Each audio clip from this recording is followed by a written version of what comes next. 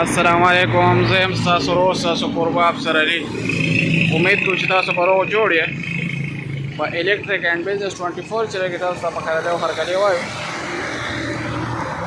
دا مونږ نن له ګجرو ګړی ته راغلي یو جمال سټیل میل ته، او په دې کې مونږ تاسو ته ښایو چې دا چوکاٹ په څه طریقه باندې جوړیږي. دا هغې ټول پروسس په اټومیټیک طریقه باندې څه طریقې سره کېږي. دا یې ګیټ دی او دا دننه مشین لګېدلې دی کومې باندې چې څادرې کوزېږي.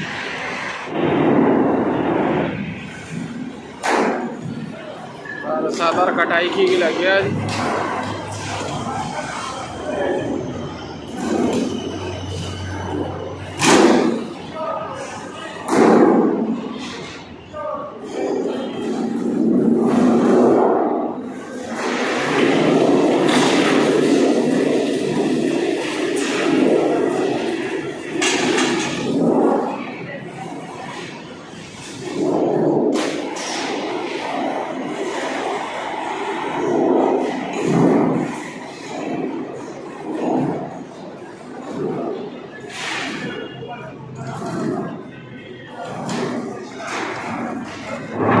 دا اوس د څادر او کټائی کېږي.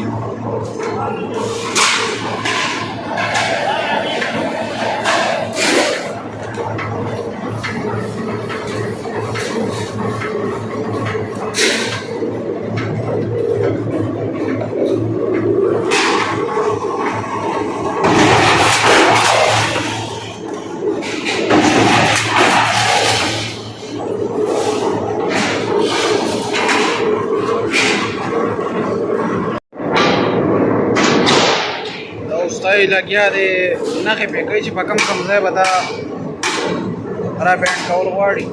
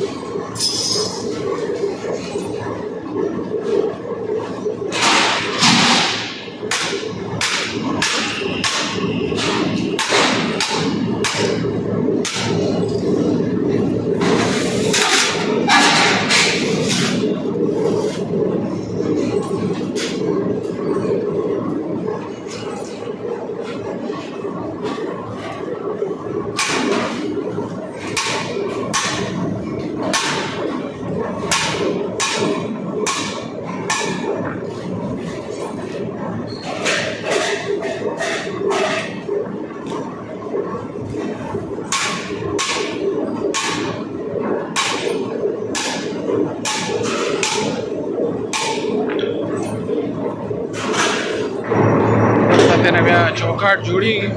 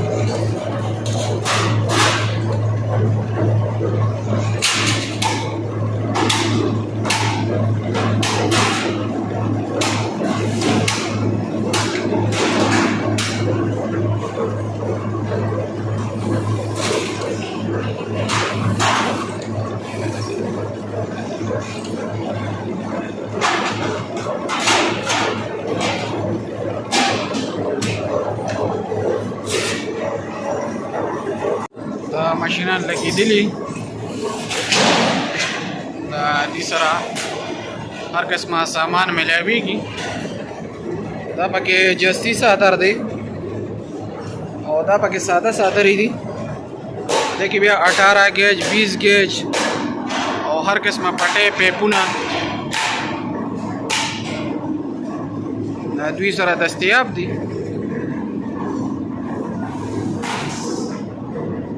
دا تاسو وګورئ.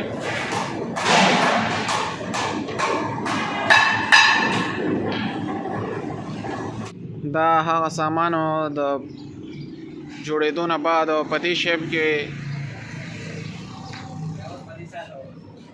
د لوار خوا ته راغلو. اوس په دې کې د ویلډینګ کار پاتې دی. نو انشاءالله چې دا تیار شي نو د دې باره کې به مونږ بیا تاسو سره ویډیو شیر کوو. دا تاسو وګورئ. دا هغه سامان دی چې هلته کې تاسو ولیدو چې په څه طریقه کټ کېږي، بیا په څه طریقه باندې اټومیټک مشین سره دا تیاریږي.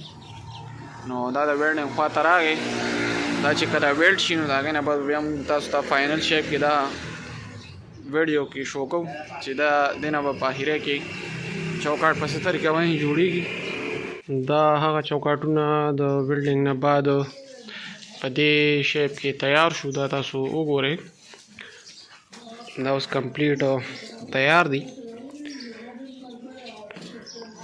دا هغه سامان دی چې تاسو ولیدو چې په څه طریقه باندې دا کټ کېږي جوړېږي. ویلډینګ نه بعد دا په دې شیپ کې تیار شو. دا تاسو وګورئ. نو امید کوو چې تاسو به چوکاټونو جوړېدو باره کې زده کړي. که ویډیو هم خوښ شوي نور ملګرو سره شیر کړئ چې نور ملګرو ته دې نه فایده ورسي. زموږ الیکټریک اینډ بزنس 24 چینل سبسکرایب کړئ او د بیل آیکن بټن ضرور ووهئ چې زموږ د ملګرتیا دغه شان جاري وي. د الله په امان.